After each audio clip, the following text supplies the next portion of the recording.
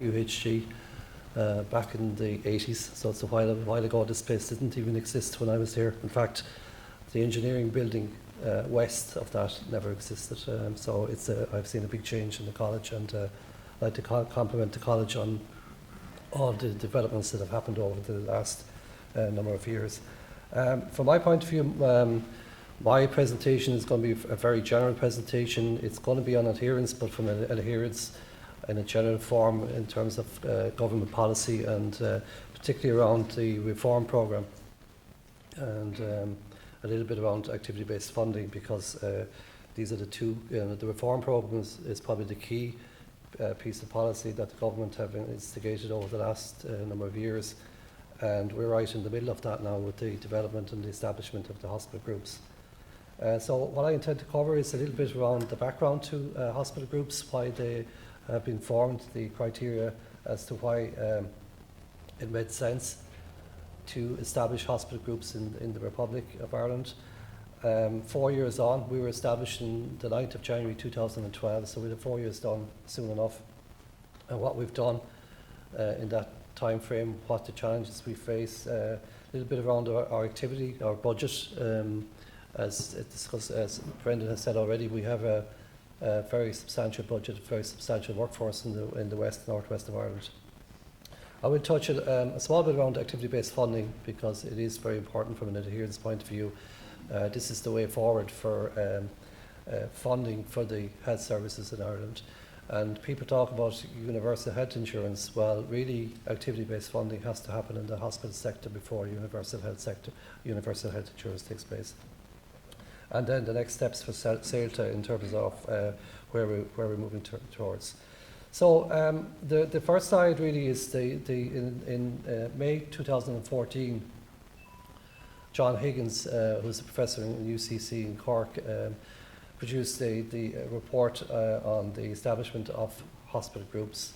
And the purpose of setting up hospital groups was that eventually we would have hospital trusts, which is very similar to what they have in the NHS in England.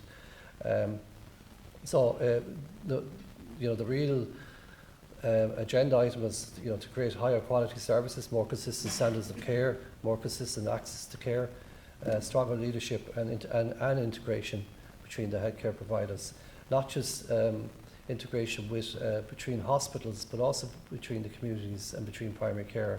And to do this aligned with our academic partner, who is NUIG. So that report was published and in 2014. Now you might say, well, we were in existence in 2012. We were the first group to be set up in the country, the CELTA University Healthcare Group, followed closely by the University of Limerick Group.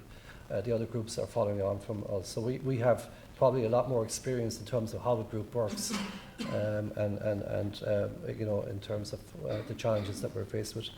So when they were looking at, how would you group hospitals together? What was the criteria used by John Higgins in his report to actually say, well, okay, let's see how this could be done.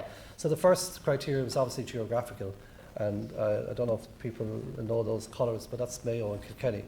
So it doesn't make sense to have Mayo and Kilkenny within a group, from a geographic point of view. It doesn't make sense. So that was the first criteria, that they should be aligned or should be closely related to each other. Clinical pathways. Very briefly, that means that before hospital groups were formed at all, that we would have had very strong clinical pathways with certain hospitals. When I say we, the Galway Hospital here would have very close clinical pathways and service delivery with Mayo, with Roscommon and Portiuncula, specifically around cancer and other major specialties like that. So that was very much in the forefront of his thinking. Hospital size. The thinking here was that really what you should have is what's called a level 4 hospital. Level 4 hospital is a major tertiary referral hospital that does all the specialties right across the whole spectrum of health services. And to combine that with a number of level 3 hospitals, which are smaller hospitals but still provide a large degree of specialty services, including ED, including ICU, including theatre services. And to have them aligned with the tertiary level 4 hospital. So that was important as well. Population base, you need to actually make these hospital groups work. you need a substantial population base. And and I'll show you a slide later on, the population that we cater for. Academic partners, so our academic partners is NUIG, as I said, and we're delighted to be working with the NUIG, and we've seen huge development in the last 3 or 4 years, working closely with the college here. And in fact, Professor Jim Brown, Dr. Jim Brown, your president here, he's also a non-executive on our board of directors, which is very valuable to have him there. Cross-border initiatives would apply to our group and to the Northeast group, the RCSI group in Dublin. So what that means is, well, okay, what kind of services can we provide across jurisdiction? And one real example of that would be the opening of a radiotherapy unit in Galvin Hospital in Derry next year, whereby patients from the Republic of Ireland will get their radiotherapy treatment in Derry, rather than having to come down to Galway to have their care taken provided here. That's a huge step. That's going to be the first. I think there's one other service in Dublin for paediatric surgery, but this is the first one that's taking place in the Northwest, and is a huge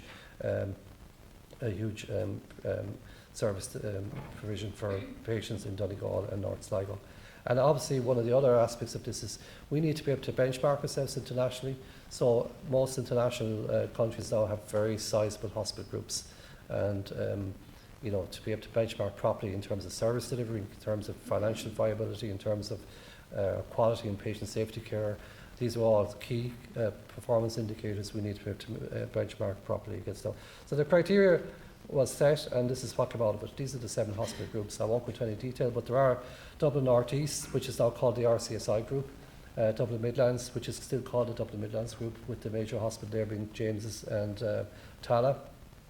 Dublin East group, the major level 4 hospital there, the Mater and St Vincent's. The South-Southwest, which is Cork, Waterford, Kerry.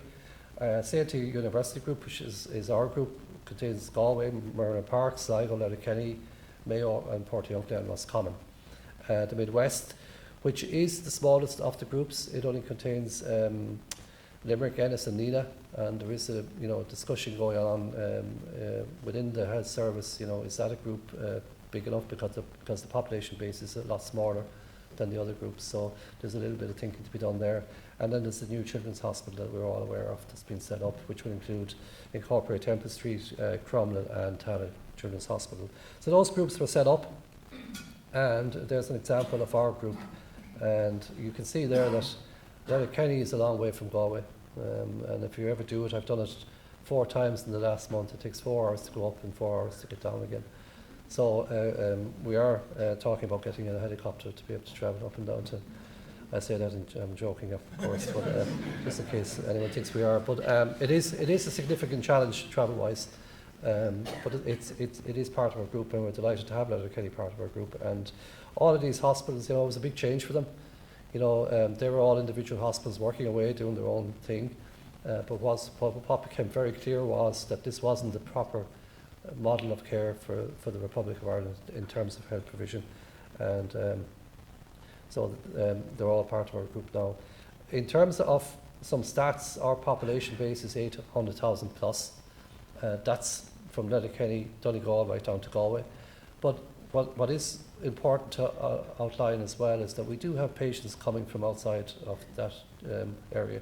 So we would have patients coming from Cavan and Monaghan, patients coming from Limerick, Clare, Offaly, Westmeath, would be coming to further services in Galway. So that 800,000, when I say plus, it could be another 50 to 100,000 as well. We have a huge rural city ratio, so 70% of our population and geographical spread is 70% rural.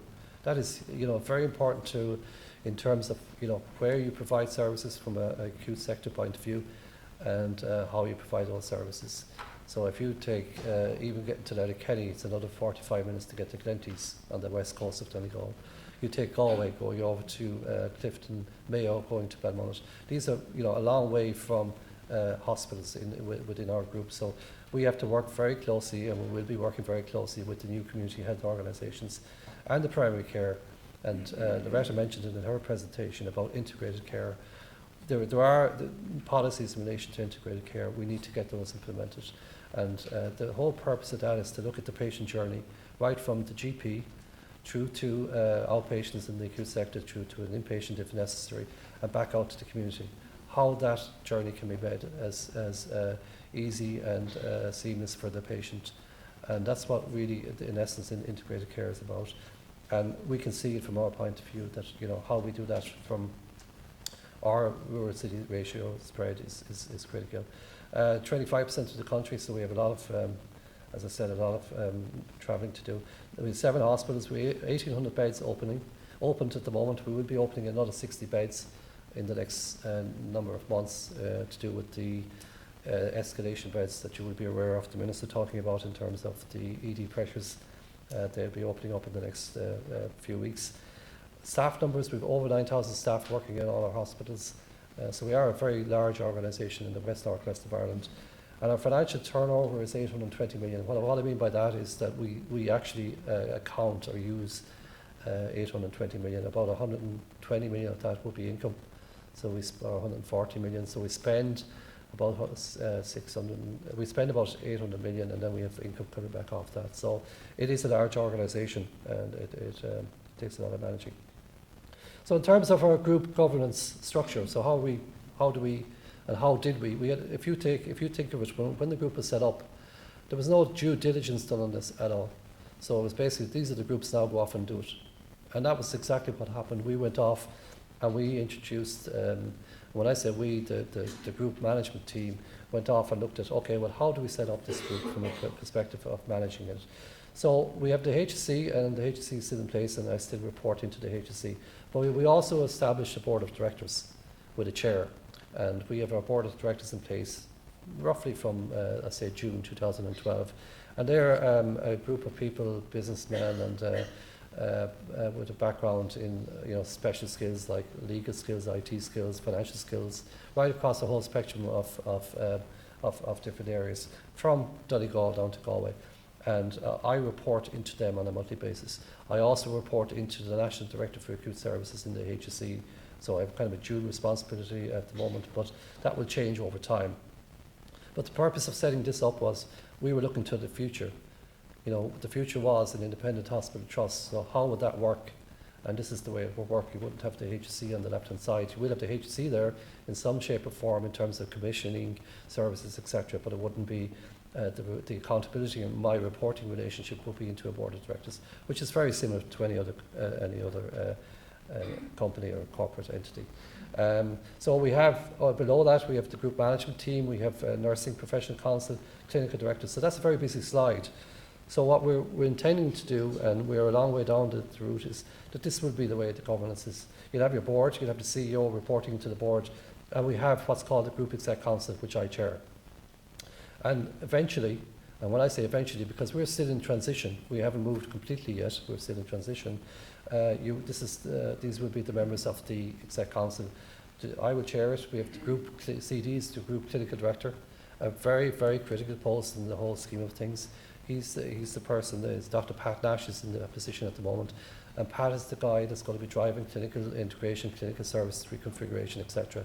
And it's my job to accommodate that and work with Pat in terms of delivering on that. We have a Chief Operating Officer, Chief Financial Officer, Tony Baines is here in the audience today. We've also put in place a Chief Academic Officer, Dr. Anton O'Regan, and that's one of the first posts in any group that was put in that regard. And it's a very critical post to look at, our education, postgraduate education in the hospitals. We are about to open 3 academies across our group very, very shortly, one in Mayo, one in Sligo, and one in Letterkenny, and Dr. Sean Deneen might speak a little bit around that. But these are really important academies to open, so that when we're training our medical students, our nursing students, etc., they have a facility that they can go and get lectures in a really good, nice environment and work, and they're on site in the hospital. So it's a real plus for the group, and we're delighted to be involved in that. CIO is the Chief Information Officer, and I'll talk a little bit around that, but we don't have a Chief Information Officer in place. So when you think of an organisation with 9,000 people, a spend of 820 million, and we don't have an IT director in the group, And it's not because we don't want one, it's because we just never had one, and we are trying to put that in place. We have a group, DONM. DONM is Director of Nursing and Midwifery.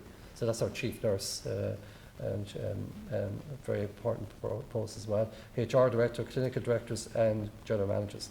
So that will make up, so what you see there, and I think it's very important to outline, is a mix of clinicians and management. And people might, talk about this whole clinicians and management. What does it mean? This is exactly what it means. Clinicians and management working together, dealing with the issues facing the hospital groups. Not in isolation, working together and making those decisions, which is very important.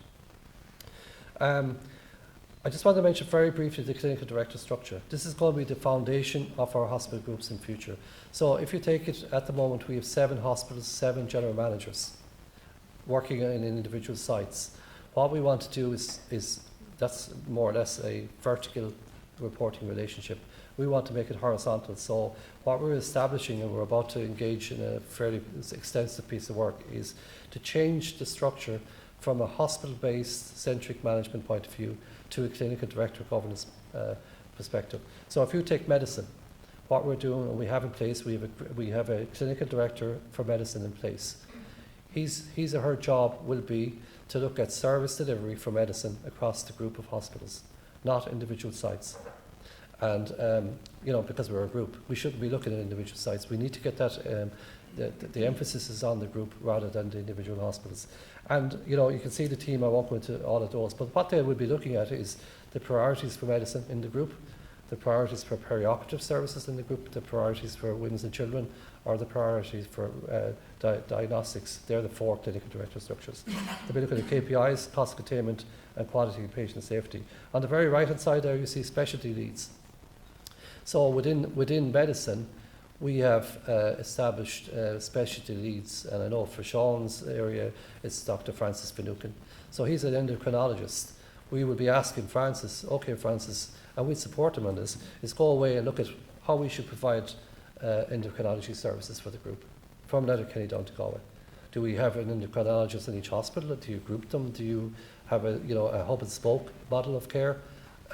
That's the whole purpose of looking at groups and looking at how you provide services. So it's getting away from individual hospitals having an individual consultant, single-handed posts that isn't good for patient safety, isn't good for patient services, to looking at how we actually provide that.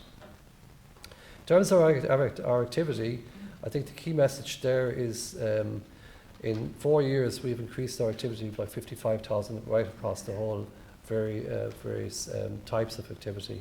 That's about a 6% increase in activity, and it's important to note that. That's a 6% increase in activity over 4 years.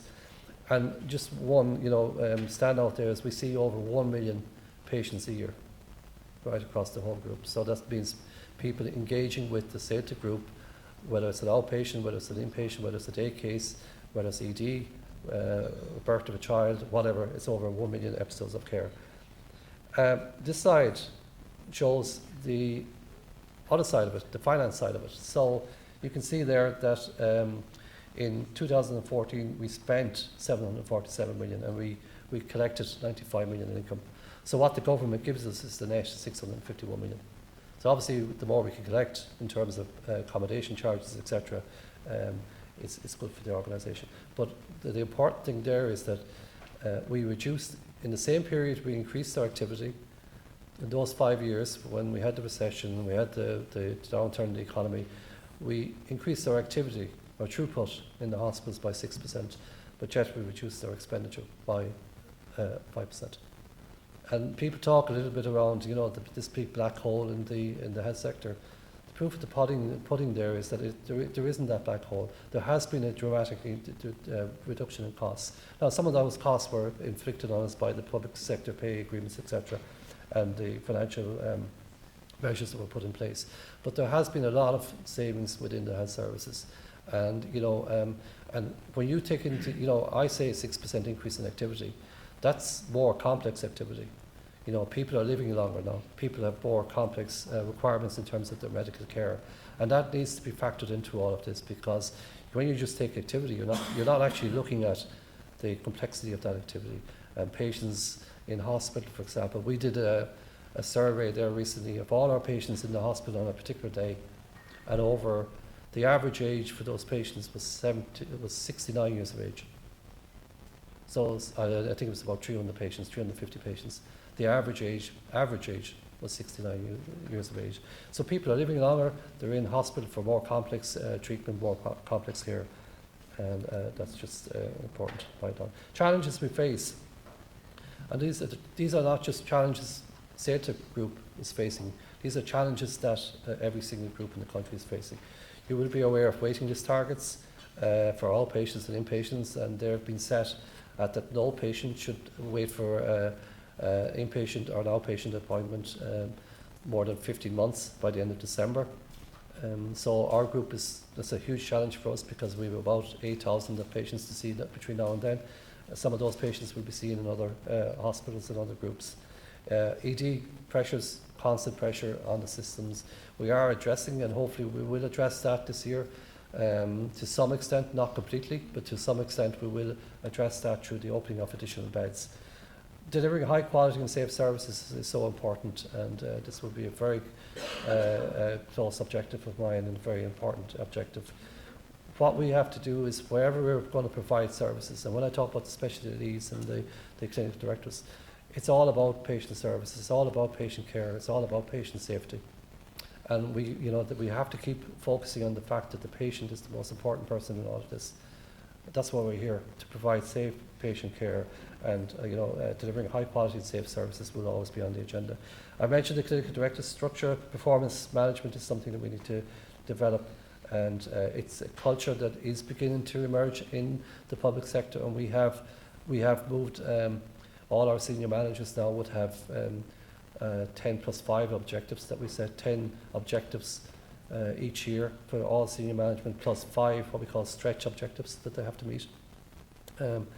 They don't get paid for that, but if they deliver on it, they might get a nice letter from me at the end of the year saying well done. But it is an important culture that we need to bring into the public sector, and we are developing it. Disconnected ICT systems. We don't have an integrated financial system across the group. I think at the moment we have 5 different financial systems. We don't have an integrated HR system in the group. We don't have an EPR, integrated service. So EPR is an electronic patient record. What we have is physical charts for all patients that attend each of our hospitals. What we want to move to is an electronic patient record, so that if you come into any of our hospitals, it's a click of a switch, or a click of an icon or whatever. And it means that our consultants can see their patients in any of our hospitals by logging onto their iPad or their iPhone or whatever, instead of having to bring charts across 7 different hospitals. So that's just an example of how far back we are in terms of IT. One of the reasons is that IT for a long time was always in the background. It was always about frontline services, putting money into frontline services. But it is so important that we also invest in the back office IT environment, and develop IT that is necessary for a group to succeed. Because there will be savings, and people talk about where you're going to generate more savings. You can generate more savings by putting in proper IT systems within a group. And a very typical example would be in Galway alone. Galway Hospital, we have about 60 staff putting charts from medical records, bringing them to an outpatient clinic, bringing them to ED, bringing them to an inpatient ward, and then collecting them when the patient leaves. 60 staff just doing that sort of work. So what we're saying is, let's use those people to actually do frontline services and get an IT system. So we'll be working on that. Financial, I'll be covering that in a little bit more detail.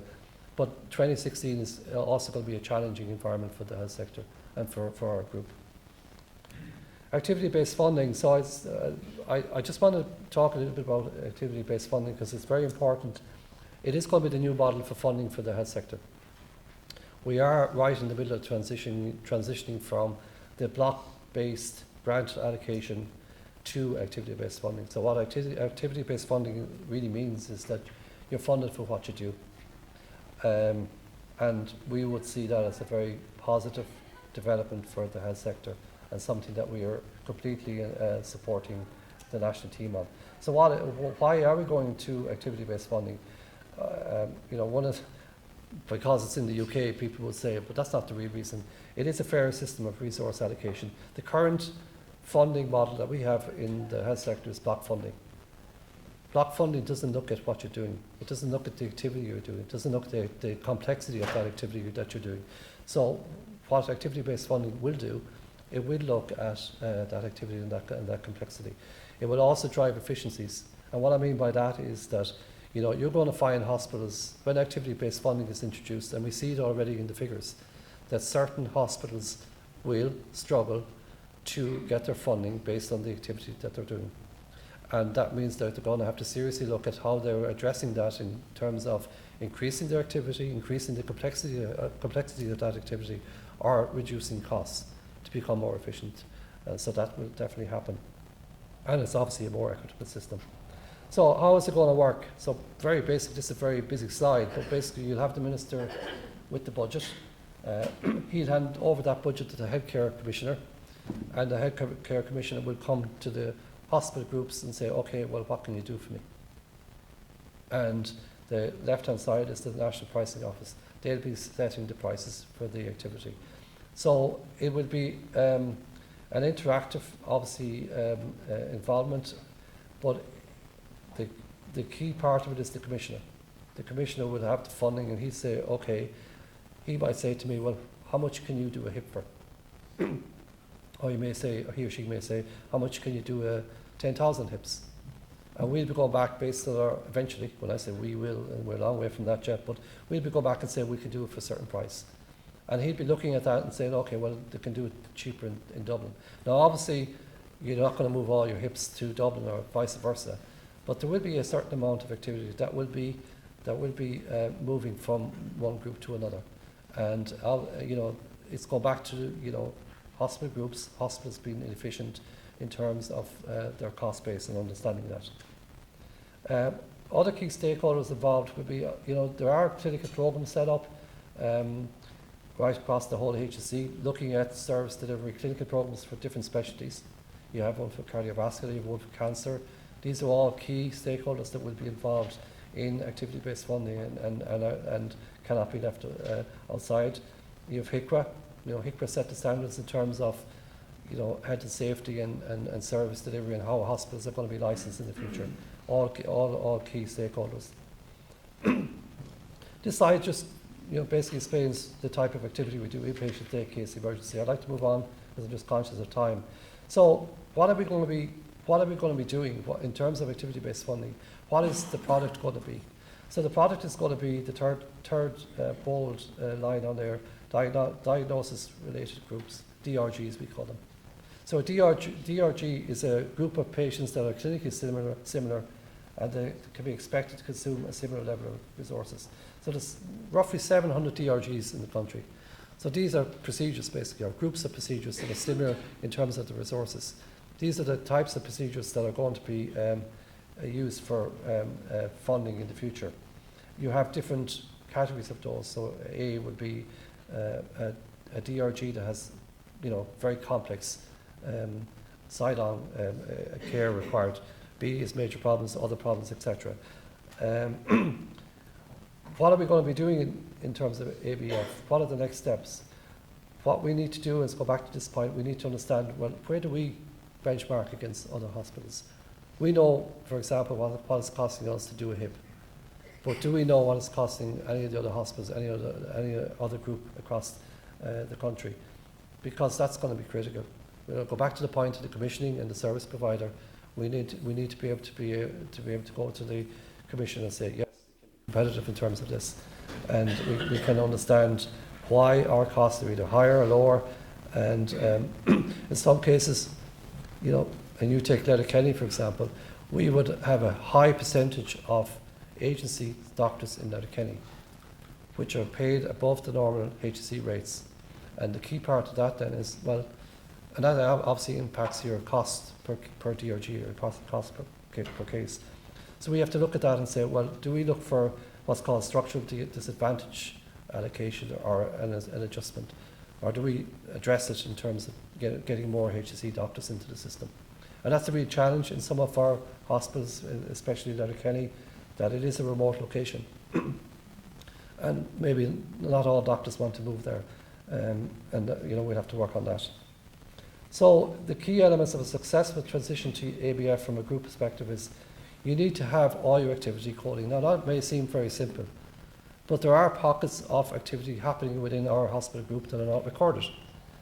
And we have to make sure that it is recorded, because if it is not recorded in the medical record or in future in the electronic patient record, it cannot be coded, and we won't be able to get paid for it. And that's the bottom line, so it is very important. So all activity in the hospital must be recorded. We need to be able to identify the different types of activity that happen on a patient and occurs in a patient's episode, and we must be able to accurately cost that. So the key elements are, record your activity, record the complexity of that activity and the costing. Just want to give you a brief example of what I mean by the accuracy of the coding. So you have an example of a patient. It's the same patient. And method 1 is how that patient's chart is recorded in HYPE. Method 2 is a different way of recording it, a more detailed recording. So you can see it there for yourself, but basically method 2 is recording a lot more demographics, a lot more information about the patient. You might say, so what? Well, this is why. This is why it's so important. What happens when the coding is actually put into HYPE and it falls into what we call a DRG? The DRG, the left-hand side for the method 1 coding, falls into DRG 10.8b.